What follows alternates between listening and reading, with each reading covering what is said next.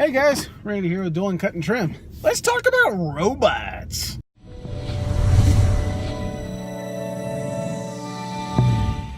So I don't know if you've heard, but the robot mowers are here.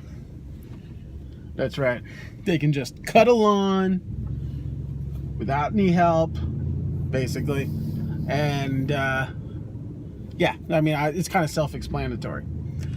So it comes up a lot in discussions in the industry. And some guys are saying, watch out for the robots, be careful, you need to start thinking about what you're going to do because the robots are taking over. And I just got to tell you, man, I am not worried about the robots. I'm not at all. If you're the lawn and landscape industry, the robots are coming, sure, but I don't think you should be worried about it. It's just me. And I'll explain why. The technology is far away. It's not done yet. It's not ready.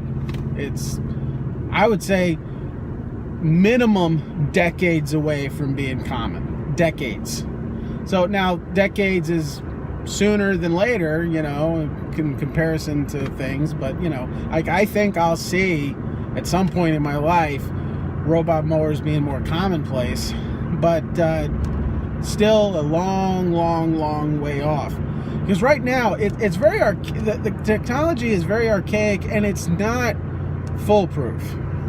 Take the example, I don't want to use a specific example, but like the cheap robot mower that you can buy, I believe is made by Works, WORX, and it costs about $1,000. It can't mow your whole lawn in one go. Obviously they're battery operated. They work kind of like the same way as Roombas, but not as good. So in order for you to use these things, you have to actually build a invisible fence, kind of like you would for a dog, and so that the robot mowers know the boundaries of your property. That can be expensive in and of itself, depending on how large your property is. So you've got to set that up, and you got to set it up right, because anything that's outside that boundary is not getting cut. The mower, like in the Works example, I think is a 12-inch blade, and so it can't cut much, and the battery's not that big. So it can't cut an entire yard in one go. I think if you have like a quarter-acre property, it can do it over the course of 3 charges, or over the course of a couple of days, basically. So your lawn's never actually fully cut. It just keeps, but you can have it set to just keep going. So once it gets done, like if it takes your lawn 3 charges to get cut, it'll just, once it's done cutting the third section, it'll just go back and start the first one, which is nice because your lawn will always have a pretty good look to it. It won't necessarily be always fully cut, but it'll look pretty good. But the thing is, that's great for a homeowner, for an individual, but for a business, and you would have to buy a robot mower for each individual home in order for it to be implemented in a business setting. And the thing is, robot mowers don't trim. So you may see yourself in a situation where, honestly, you could see yourself in a situation where robot mowers actually make your job easier. You could be in a situation where people are, they've got their robot mowers hooked up and you are using them, but they don't want to do the trimming, and so they got to hire somebody to trim for them. And my service minimum's $35. Most of my yards, it only takes about 10 minutes to trim. So in some ways, you could see it being almost more cost effective, to have a robot, service a robot mowed home. The other thing is, now that being said, when robot mowers become more and more commonplace, I could see it also being very common to have landscaping that's built with robot mowers in mind. Like landscaping where the mower can literally like ride right on top of like the rocks or whatever the barrier is, so that they can trim right all the way up to it. It wouldn't be able to edge, but that you could see ways around that. Now, this doesn't really, in my opinion, affect the landscape industry at all, except in a positive way, because, you're not getting a robot to trim your bushes, or definitely not your roses, you know.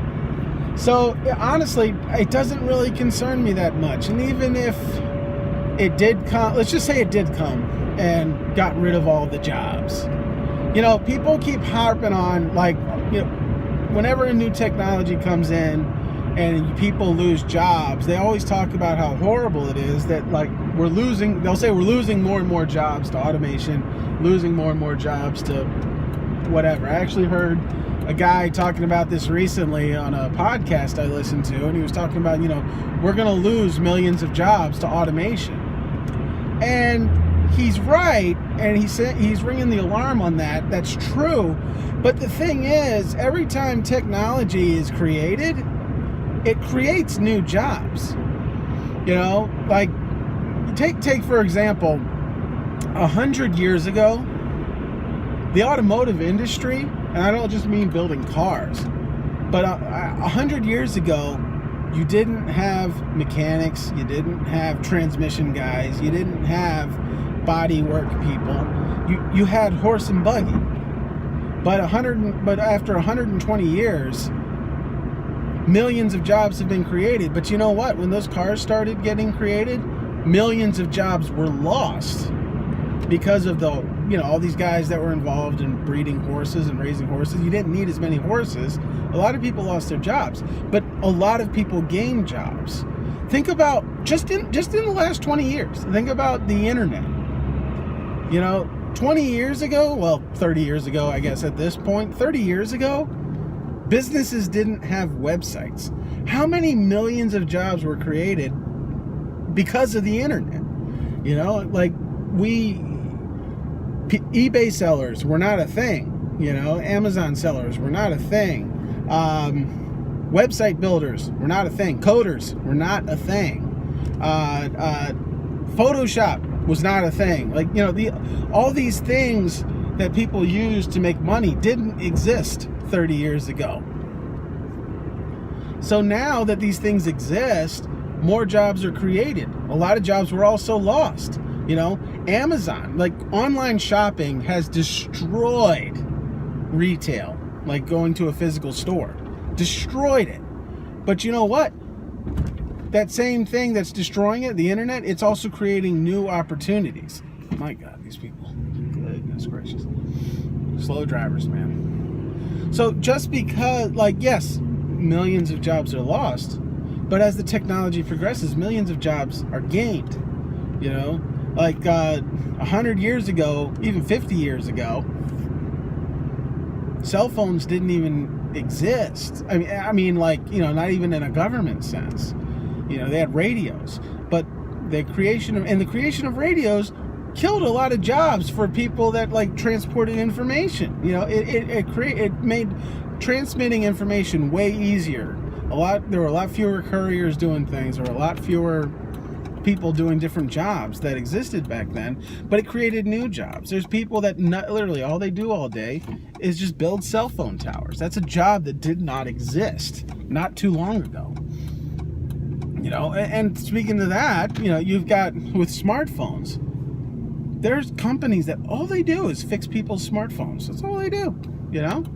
And that job didn't exist 15 years ago. That job literally did not exist. What is this fella doing? Goodness gracious, there's some crazy drivers today. So while, yeah, robot mowers are coming and there will be an adjustment to the lawn and landscape industry, I'm not worried about it. You know, if you're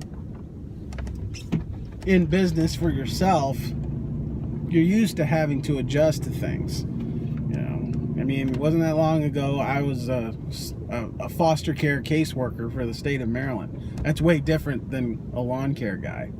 You know, pivots and adjustments happen. You just gotta roll with it. So, yeah, the robots are coming. I don't know. Maybe I'll get into the robot mower repair business. You know, the other thing about robot mowers is like at least right now, one of the safety features is if they get picked up, they turn off. Or if they get flipped over, obviously, they turn off. It's an obvious safety feature. But, you know, the thing is, the only way to turn them back on is you got to physically turn it back on. You know, they're just they're a long ways away from being something that concerns me commercially. So I don't know. I just wanted to talk about that while I was driving, and now I'm done driving. So this is Randy with Dulin Cut Trim. Have a good one. Have a good one. My God, I can't get this to turn off.